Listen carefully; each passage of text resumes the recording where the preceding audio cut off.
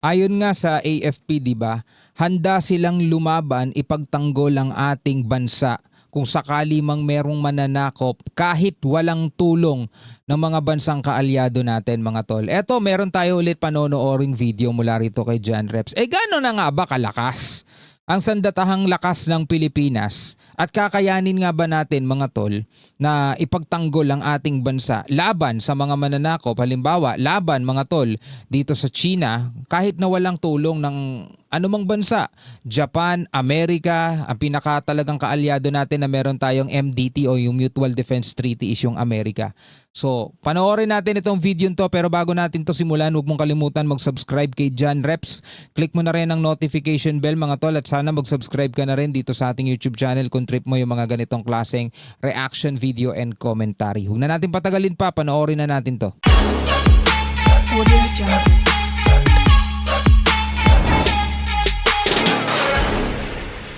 Matapos sabihin ng Armed Forces of the Philippines na lalabanan nila ang China kahit wala ang Amerika sa gitna ng isang mahalagang yugto ng modernisasyon, ay gaano na nga ba kalakas ang Philippine Navy ngayon? Ito pag-usapan natin. Alamin natin yan mamaya. Kamakailan lamang ay ibinida ng AFP spokesperson for the West Philippine Sea ang mga kakayahan ng Armed Forces of the Philippines tulad ng mga bagong radar, air defense system, helicopter at mga barko. Pero wait lang, may mga nababasa akong comment. Puro naman kayo yabang, puro naman kayo ganyan magsalita, hindi nyo nga kayang palagan yung water cannon ng China. Nakakalungkot lang isipin na meron tayong mga kababayan na hindi nag-iisip ng maayos. Siguro ito yung kapag may nakasagian sa kalsada, makikipagrambulan talaga, makikipagbasagan talaga ng muka kahit na ma-revoke yung kanyang lisensya para lang hindi siya hindi masapawan yung pagkalalaki niya. Kasi mga tol, alam nyo, hindi biro ang pinag-uusapan natin dito. Hindi ito yung tipong pitikan lang ng ilong at pitikan ng tenga na pagtapos magkakamayan pagkatapos mag-umbagan. Hindi ganun yun, mga tol.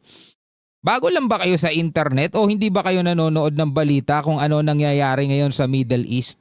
Kung ano nangyayari ngayon sa pagitan ng Amerika at ng Iran, ng Israel, ng Lebanon at ng Ukraine at Russia? Nakikita nyo ba kung anong nangyayari doon? Di ba? Ngayon, mga kapatid, ang Pilipinas ay hindi katulad ng Ukraine, hindi katulad ng Israel, hindi katulad ng Russia, ng Iran o ng Lebanon. Mga tol, hindi tayo katulad ng mga yon. Ang China, mga kapatid, ay hindi lang isang napakaliit na bansa, kundi isa sa mga higanting bansa, isa sa mga maunlad na bansa, at isa sa mga tinuturing na talagang nasa top 4, parang ganon. Ngayon, kung pakikipag-water cannon, mga tol, kaya pa nating indahin yan. Bagamat hindi naman talaga tayo umaatras. Pero kasi, mga kapatid, kapag pinatulan natin ang provocation, dali na lang natin sa kalsada. Kapag pinoprovoke ka ng isang driver at ikaw naman ay mapagpatol, maikli masyado pasensya mo, wala kang pupuntahang mabuti dyan. Wala kang pupuntahang mabuti dyan. It's either masaktan mo siya o ikaw ang masaktan. Ngayon dito sa pinag-uusapan natin, no? Pasensya na, hinahabaan ko na yung paliwanag ko. Kasi may mga nagko-comment, napakayabang naman ninyo, yung water cannon nga, hindi nyo mapalagan. Anong gusto nyo? Makipaggera na agad ang Pilipinas? Tayo na magsisimula ng gera laban sa kanila, mga tol. Di para tayong kumuha ng napakalaking batong ipinukpok natin sa ulo natin. Hindi nyo ba naiisip yun? Ay nako, pagpatuloy na nga lang natin to. Nai-stress ako sa mga nagko-comment na hindi gumagamit ng utak. Definitely, sapagkat may direction na tayo.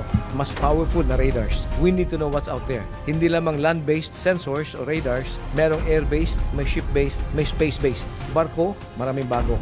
Air Force, maraming bagong mga kagamitan. Aeroplano, helicopters. O baka may mag-comment, ano yung iniyayabang na ganyan? Maraming kagamitan, maraming bagong barko. Ano yan, hindi gagamitin? O eto na lang. Yung mga nag-aaral ba ng martial arts, nag-aaral ba sila ng martial arts para maghamon ng away o para magsimula ng gulo o para sa self-defense? Pakisagot. Diba? Para sa self-defense yun. Hindi ka nag-aral ng martial arts, ng karate, ng taekwondo, ng judo, ng aikido o ng kung ano-ano mang klaseng martial arts para lumabas ka sa kalsada, magsisiga-siga at kung sinong makasagian mo ng braso, babanatan mo agad. Diba? Hindi ganun yun. Yan ay para sa self-defense. Pero itinuturo nga kahit no mga master o mga sensei na hanggat maaari umiwas ka sa gulo.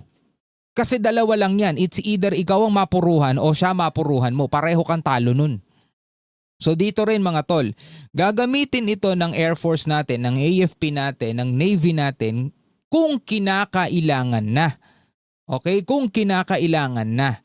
Kung talagang yun na yung natitirang option, wala na tayong ibang option, yun na yan, gagamitin natin.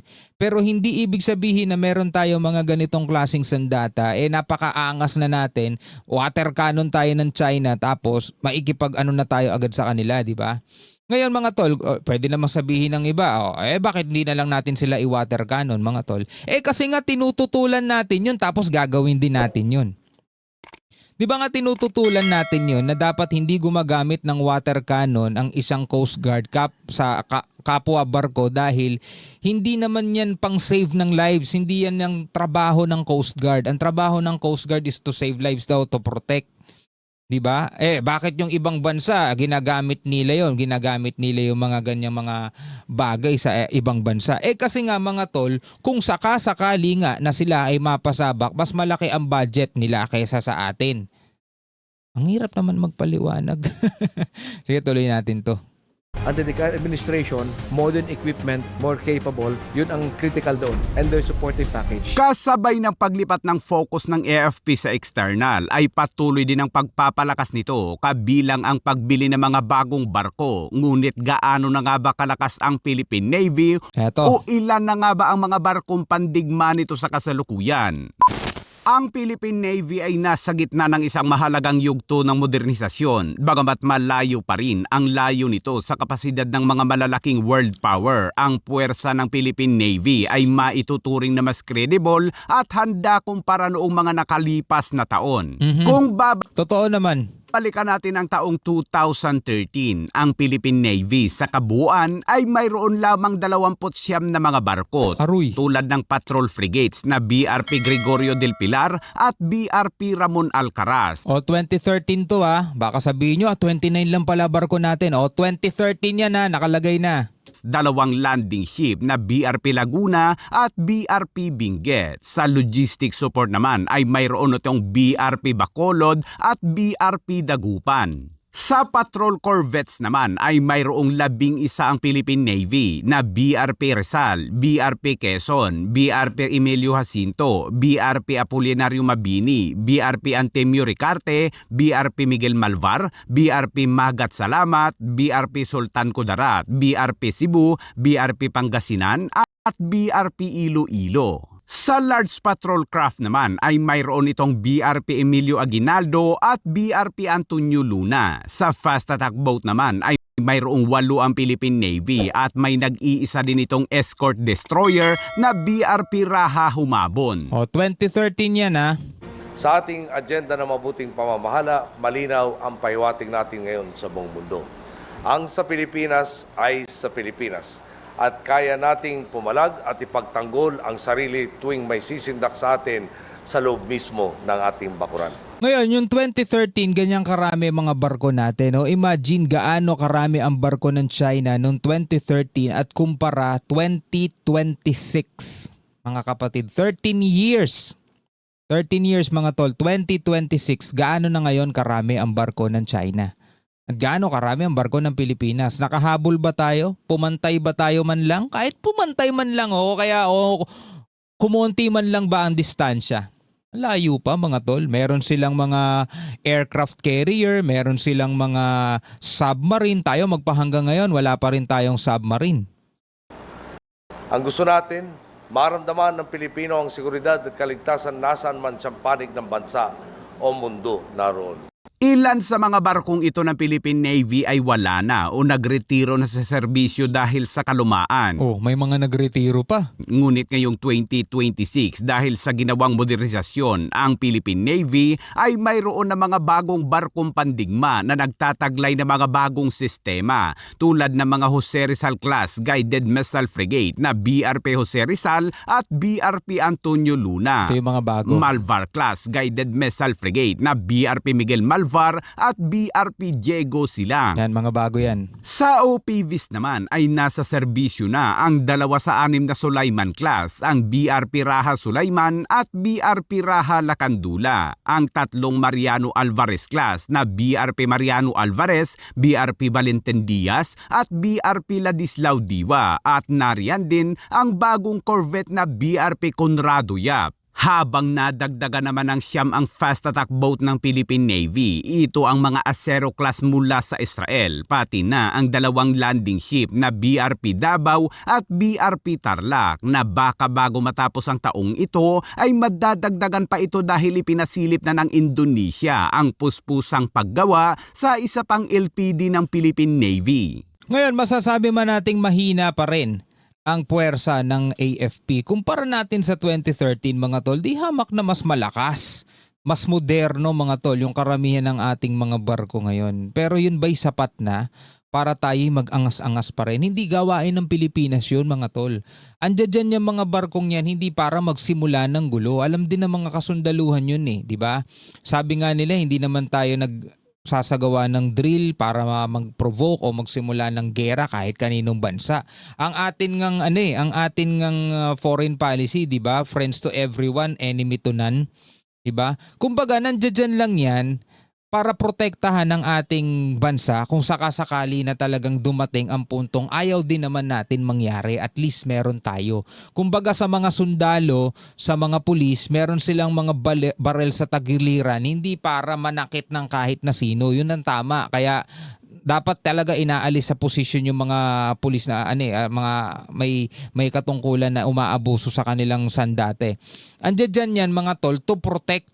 Diba? Yun naman ang trabaho nila, to protect. So ganun yan din yung mga trabaho nito mga barko niyan, to protect, hindi para magsimula. Ayon sa mga opisyal ng Philippine Navy, ang pinakamalaking pagbabago sa modernisasyon ay ang kakayahan ng mga barko na manatili sa dagat ng mas matagal na 1 buwan o higit pa na pagpapatrolya sa West Philippine Sea.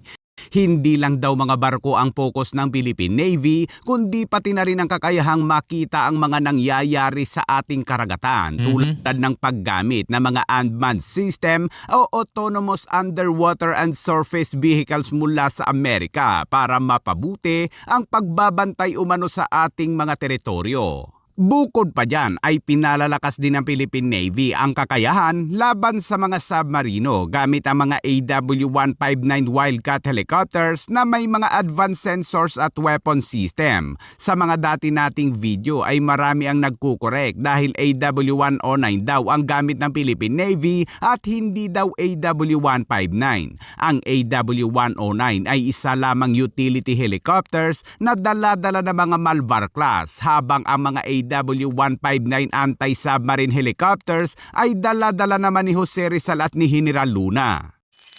Kinokorek pa si John Reps pinag-aralan na ni John Reps yan. Kaya bilib ako rito kay John Reps no?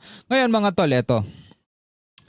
Paano yan? Kaya ba talagang lumaban ng AFP mga tol? Kahit wala ang tulong ng Amerika. Ang sabi ng AFP, hindi na to usapan kung sinong mananalo. Ang tanong dito, tayo ba ay papalag o maghihintay lang tayo na dumating ang tulong at wala tayong gagawin, no? Pag dumating ang punto na talagang mapapasabak ang ating sandatahan, lalaban at lalaban niya nang wala nang hinihintay. Hindi na nila iniisip kung sinong mananalo o matatalo, basta gagawin nila yung kanilang trabaho. Pero alam naman natin mga tol, meron tutulong at meron tutulong dyan. Kasi yung mga yan, bagamat nagpapakita sila ng suporta sa Pilipinas, meron din sila kanya-kanyang agenda o meron din sila kanya-kanyang interest. At napakahalaga kasi mga tol, yung posisyon ng Pilipinas, yung mismong kinalalagyan ng ating bansa. Nasa first island chain tayo mga tol di ba? Napaka-importante nun para sa kanila at hindi sila papayag, lalo na halimbawa US, hindi sila papayag na makokontrol tayo ng ibang bansa dahil pwede silang maungusan o pwede silang malagpasan ng mga bansang kakompetensya nila pagdating sa pagpapaunlad. Anyway, siguro sa susunod na lang natin pag-usapan yun. No? Ano ang iyong masasabi rito sa bagong mga barko at puwersa ngayon ng AFP natin? Pwede kayo magbigay ng komentaryo sa ibaba. Hanggang sa muli. Peace out.